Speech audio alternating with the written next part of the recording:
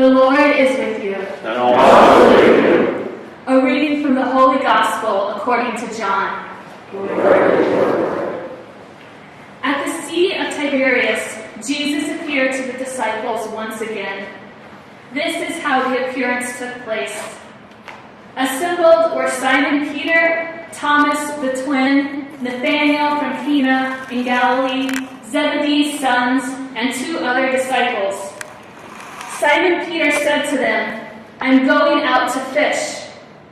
"We'll join you," they replied, and went off to get into their boat. All through the night they caught nothing. Just before daybreak, Jesus was standing on the shore. Though none of the disciples knew it, Jesus said to them, "Friends, have you caught nothing to eat?" "Not a thing," they answered. "Cast your net off into the starboard side," Jesus suggested, "and you will find something." So they made a cast and took so many fish they could not haul the net in. Then the disciple Jesus loved cried out to Peter, "It is Jesus!" On hearing who it was, Simon Peter threw on some clothes he had stripped and jumped into the water. Meanwhile, the other disciples came in the boat, towing the net full of fish. Actually, they were not far from land, no more than 100 yards.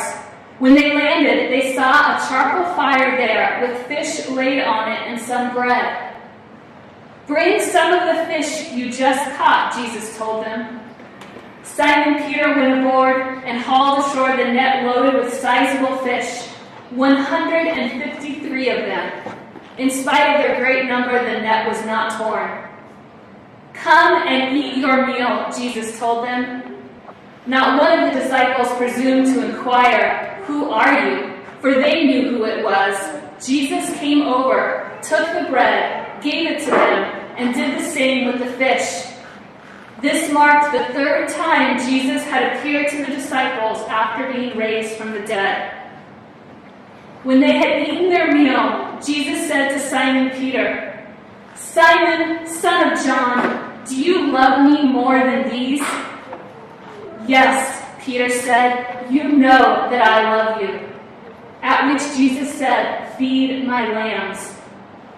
A second time, Jesus put this question, "Simon, son of John, do you love me?"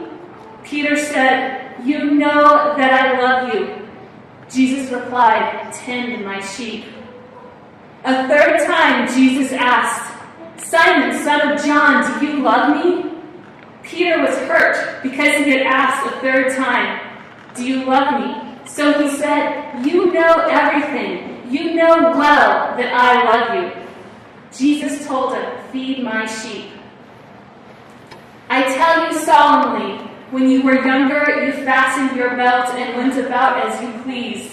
But when you are older, you will stretch out your hands, and another will tie you fast and carry you off against your will." What Jesus indicated was the sort of death by which Peter was to glorify God. When Jesus finished speaking, he addressed Peter, "Follow me." The Gospel of the Lord. Praise you, Lord Jesus Christ. This Easter, I had the privilege to go be with my extended family in Pennsylvania. And on Easter Vigil Saturday, I was lying in my bed and was trying to feel some excitement for Easter. I wanted to just feel, like I couldn't wait for Sunday morning to come. And something was missing. Maybe I was hoping for some of those leftover feelings from childhood and hoping that the Easter Bunny was going to come and visit me. Or some more, mature excitement about the central story of our faith, to feel excited about the fact that Jesus has risen from the dead. But I just couldn't conjure anything up. I was pretty sure in the morning, since most of my family are all adults, the Easter Bunny wasn't going to visit our house.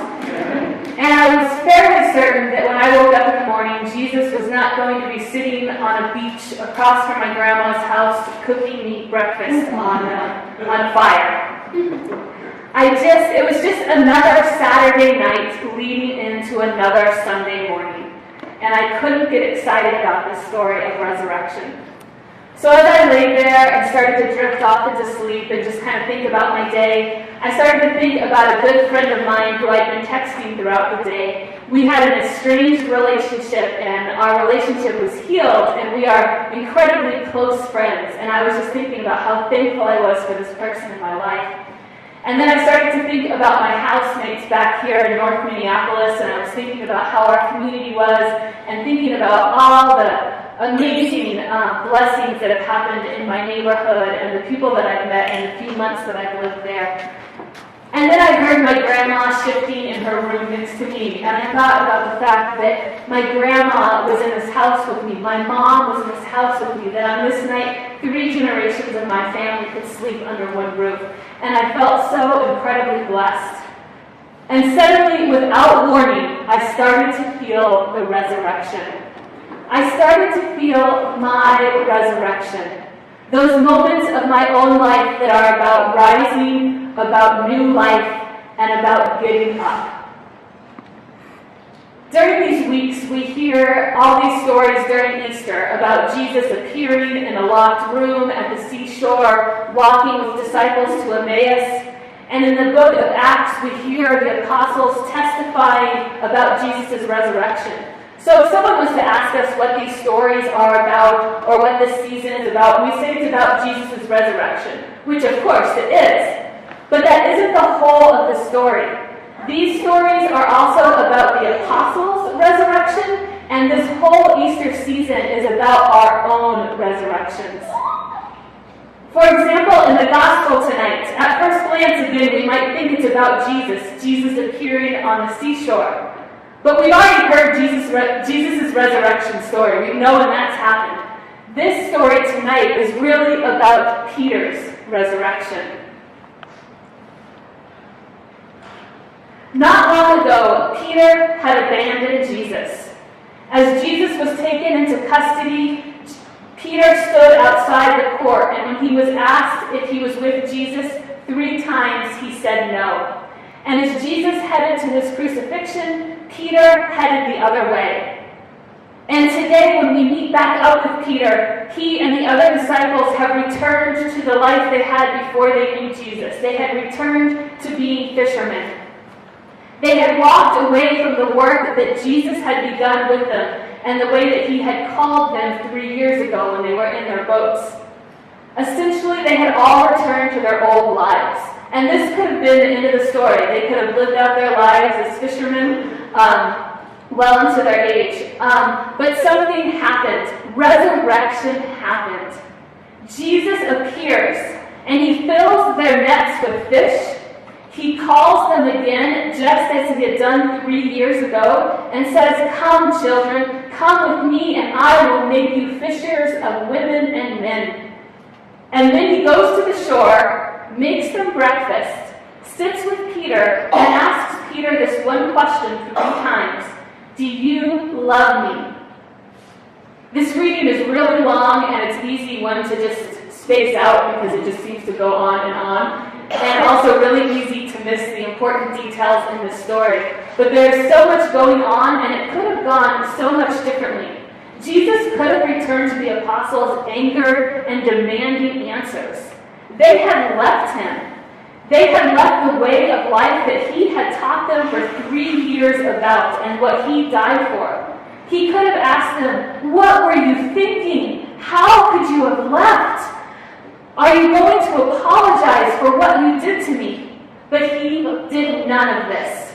He gave them fish abundant. He called them back to their vocation, and he made them breakfast. This should give us some clue about what kind of relationship God wants with us and what our own resurrection looks like. God does not ask for an explanation of why we've left, an account of why we've ignored him, why we've walked away. He doesn't need some answer for why, either emotionally or mentally or physically, we've walked away. All he does is respond with abundance, with calling us back to him, and by making us breakfast. But we still haven't gotten to the really good part of this story, about Peter's resurrection. Over breakfast, Peter asks, Jesus asks Peter 3 times, "Do you love me?" What a vulnerable question to ask. Each of us has probably wondered if someone loves us. And some of us have even dared to ask that question, "Do you love me?" And here in this story is God sitting with a friend, daring to ask that question. And this is Peter's response. "Yes, Lord, you know that I love you. Yes, Lord, you know that I love you. Yes, Lord, you know everything. You know that I love you." And this is resurrection. Again, God did not ask for an explanation, did not ask for an apology. He asked for only one thing, love, and an authentic response of love. And Peter's response is the really good part, because he didn't answer sheepishly and with downward eyes. He didn't say, "Yes, Lord, I love you, and I'm sorry, and I'll make it up." He didn't come with guilt or shame. He said, "Yes, Lord, I love you." Peter may have denied Jesus. Peter may have walked away from his call. He may have abandoned the person he loved. But the most important thing about Peter, and it seems that Peter knows this, is that it is not the plenitude of failures he made in his life, but his rising that mattered. Peter rose. And Peter finally knew what he was about, who he was. He loved, and he was going to go forth and love to feed God's people.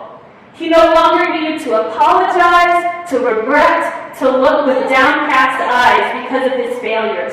He could look at Jesus in the eyes, he could look at the other disciples, and he could eventually look at his persecutors and just speak words of love.